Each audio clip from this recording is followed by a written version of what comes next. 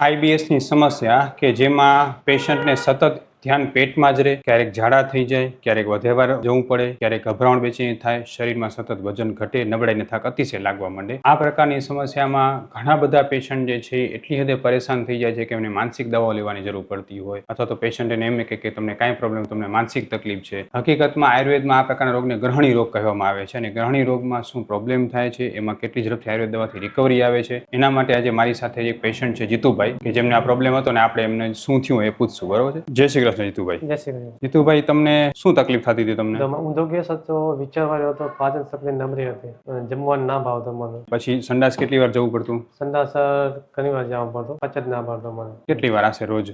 4, 5, 6 વાર જવું જ પડતું. આ સમસ્યા તમને લગભગ કેટલા વર્ષથી થઈ જીતુભાઈ? આ તો મને 4, 5 વર્ષ થઈ ગયા. કેટલા આપણે અલગ અલગ ડોક્ટરને મળ્યા છો? 4, 5 ડોક્ટરને દેખાડ્યા. તો પછી તમે જ્યારે આટલી બધી સમસ્યાથી હેરાન હતા તો ડોક્ટર નિદાન શું કરતા તમારું ચેકઅપ? બસ એ જ કહેતા એસિડિટી હે બરોબર થઈ જાય, ગોળી દેતા હોય બરોબર. કેટલી ગોળી રોજની ખાવી પડતી? રોજની 4, 5 ગોળી ખાઈ જતો. રોજની 4, 5 ગોળી ખાવી પડતી. આ સમસ્યા એટલે હેરાન હતા તો આપણી અહીંયા હોસ્પિટલની જાણ તમને કઈ રીતે થઈ? હા, મેં ફેસબુક વિડીયોથી જોયા. બરાબર. તો પછી તમે અહીંયા કઈ રીતે આવે, શા માટે આવવાની જરૂર પડી, તમને કેમ લાગ્યું બરોબર થશે, સારું એમ? દવા લઉં ત્યાં બરોબર થઈ જાય. મેં હોસ્પિટલ બધે ફરી ગયો, મને ત્યાં મજા ના આવી. ક્યાંથી આવો છો તમે? હું આવું મુન્દ્રાથી. હા, મુન્દ્રા. તમે લગભગ અલગ અલગ ડોક્ટરોને જે બતાવી, બધા તમને જે દવા આપતા રોજની 4, 5 ગોળી ખાવી જ પડતી? 4, 5 ગોળી. હા, મને એ લોકો એમ કે એસિડિટી છે, બરોબર થઈ જશે. એકાદ દિવસ પણ કોઈ ગોળી ન ખાવ તો શું થતું તમને? તો રહી ના શકો, ગોળી ખાવી જ પડતી મારે. હા, શું થાય તમને? ઊંધો ગેસ થાય, એમ થાય કે હમણાં ચક્કર આવી જાય, ફરી જાય, એવું થતું. બીક લાગતી કે હમણાં હૃદય છાતીમાં દુખે, હમણાં 40% આવી જશે, એવું થતું મને. એટેક આવી જાય, બીક પણ લાગતી. અને પછી તમે મને એમ કીધું કે ઊંઘ ના આવતી ને થાક લાગતો, એમાં શું થતું? ઊંઘ ના આવતી, વિચારવા ઊંઘ ના આવતી, આપણને નીંદર ના આવતી. બરાબર. અને વજન સતત ઘટતું જતું હતું?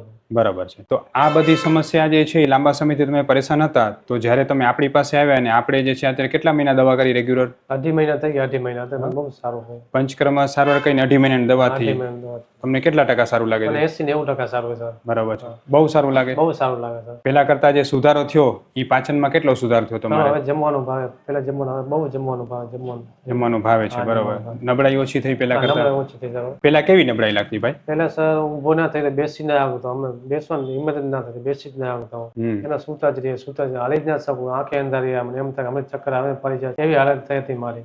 હવે તો બહુ સારી છે, 100%. હવે ખરેખર જે જીતુભાઈને પ્રોબ્લેમ હતી ને એલોપેથિક સાયન્સમાં આઈબીએસની સમસ્યા કહેવાય, ઇરિટેબલ બોવેલ સિન્ડ્રોમ, એટલે કે વારે વારે સંડાસ જવાનું થાય, ખોરાકનું પાચન ન થાય, અને કારણે ઊંધો ગેસ ચડે અને ગભરામણ બેચેની જેવું લાગે રાખે. આઈબીએસના દરેક પેશન્ટની હંમેશા સૌથી મેઇન ફાયદી છે કે એનું ધ્યાન હંમેશા પેટમાં જ હોય. એને કોઈ દિવસ પેટ ખાલી હોવાનું લાગે જ નહીં, એમ થાય વળી જવું પડશે, અથવા તો જે છે એને પેટ ભારે લાગે, અથવા તો સતત ઓડ કરાવ્યા રાખે. જીતુભાઈ, જ્યારે આપણી પાસે આવ્યા ત્યારે તમે જે પરેશાન હતા તો એમાં તમે કોઈ પણ અન્ન ન પચાવી શકતા? ના, કોઈ પણ નહીં સર, કોઈ પણ નહીં. શું થાય ખાવ તો? ખાવું પડે, પચત ના પડે, સંડાસ જવું પડે, પચત ના પડે.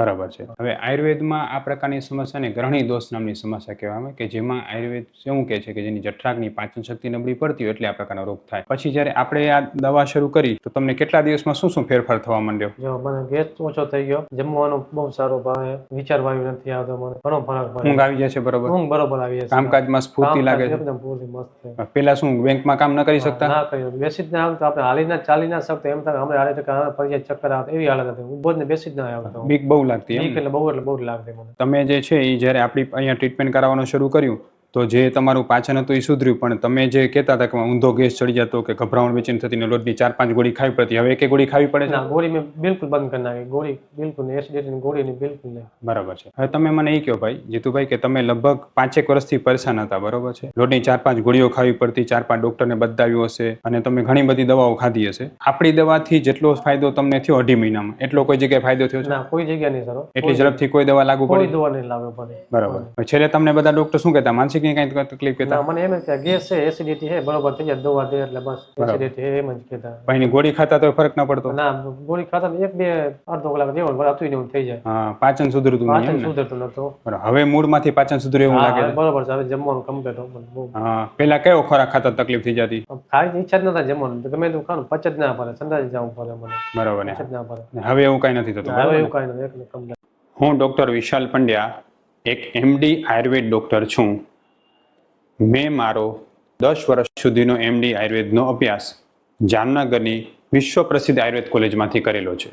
2011થી એટલે કે છેલ્લા 13 વર્ષથી હું ગાંધીધામ કચ્છ ખાતે NABH માન્યતા પ્રાપ્ત પંચકર્મા આયુર્વેદ હોસ્પિટલ ચલાવું છું. અમે લોકોએ આયુર્વેદ સારવારથી હજારો દર્દીને સાજા કર્યા છે. તેના વિડીયો રિવ્યૂ અમારા આ જ ફેસબુક, ઇન્સ્ટાગ્રામ કે યુટ્યુબ ચેનલ ઉપર છે. જે જરૂર જોવા અને જાણો કે કેવા કેવા જૂના રોગો કેટલા ઝડપથી સાજા થયા છે. અમે 2 રીતે સારવાર કરતા હોઈએ છીએ. સૌથી પહેલાં તો કચ્છ કે એની આસપાસના દર્દીઓએ હોસ્પિટલમાં રૂબરૂ બતાવવા માટે આવવું, અને બીજું કચ્છથી દૂર રહેતા દર્દીઓ માટે ઘર બેઠા ઓનલાઈન દવા પણ મંગાવી શકે છે. વધુ માહિતી માટે નીચેના નંબર ઉપર હાય લખીને વોટ્સએપ કરો એટલે તમને ફીસ કેટલી છે, કોર્સ કેટલો કરવો પડશે વગેરે માહિતી વોટ્સએપમાં મોકલી આપશું. જીતુભાઈ, તમારા જેવા ઘણા એવા દર્દી હશે કે જેને સતત આવી સમસ્યા હશે ને લાંબા સમયથી પરેશાન હશે, તો એને તમે આપે હોસ્પિટલ તમને જે સારવાર મળી એના વિશે તમે શું કહેશો? ના, ઘણું એ લોકોને કહું છું અહીંયા સારી છે, અહીંયા આવજો દેખાવા. મેં 4-5 લોકોને ભાઈ બહેને કીધું અહીંયા લઈ ગયા છે, મને એમ કીધું ના બહુ સારું છે. મને કે એમને પણ સારું છે, એમને તમારા સારું મિત્રોને છે. પણ. રાજકોટથી આવ્યા છે એ મને ભાઈ કીધું ના બહુ સારું હોય મને. તમે આપણે જે બસ્તી કર્મ સારવાર કરી એના પછી તમને કેટલો સુધારો થયો? ઘણું સર 90% સર. હું કહું 90%. બરાબર ને? 90%. એટલે ખરેખર આયુર્વેદની પંચકર્મ સારવાર છે ને, આમાં અમે આયુર્વેદની પંચકર્મ સારવાર બસ્તી કર્મ સારવાર કરાવતા હોઈએ છીએ, જેમાં પેશન્ટના આંતરડામાંથી વાયુ ઓછો કરવાની ટ્રીટમેન્ટ કરવામાં આવે છે. આ સારવારથી તાત્કાલિક ફાયદો એટલે થાય છે કારણ કે આપણે એકદમ વ્યવસ્થિત અને સાચી રીતે આયુર્વેદની સારવાર કરીએ છીએ. ઘણી વખતે તમે કોઈ પણ જગ્યાએ પંચકર્મ સારવાર કરતા હો ને તો ડૉક્ટરને 3 વસ્તુ ખાસ પૂછવી જોઈએ. સૌથી પહેલાં એ પૂછો કે આ સારવાર કરવાથી મને જે છે નબળાઈ તો નહીં આવી જાય ને. બીજું એ પૂછો કે સારવાર કરવાથી મારા શરીરમાં ફાયદો કેટલો ઝડપથી દેખાશે. ત્રીજું એ પૂછો કે મને શરીરમાં કેટલી સ્ફૂર્તિ આવશે. પંચકર્મ સારવાર સાચી રીતે કરવામાં આવે તો શરીરમાં ફાયદો થાય છે, સ્ફૂર્તિ વધે છે, રોગ જલ્દી મટે છે, નબળાઈ નથી આવતી. આટલું જો વ્યવસ્થિત થાય તો જ નિષ્ણાત ડૉક્ટર આગળ તમારી સારવાર થઈ જાય તો જ સાચું પંચકર્મ થયું જેવું માનવું જોઈએ.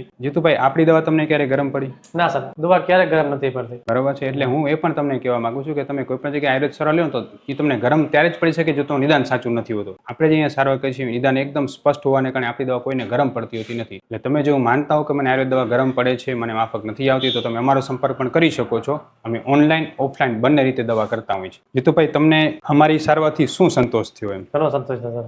આ તમારો વિડીયો છે એ લોકોને આયુર્વેદમાં શ્રદ્ધા વધે એના માટે આપણે ફેસબુક, ઇન્સ્ટાગ્રામ, યુટ્યુબમાં મૂકી શકીએ? હા સર, 100% મૂકે છે. તમે તમારા જે યંગસ્ટરને શું કહેવા માંગશો ભાઈ?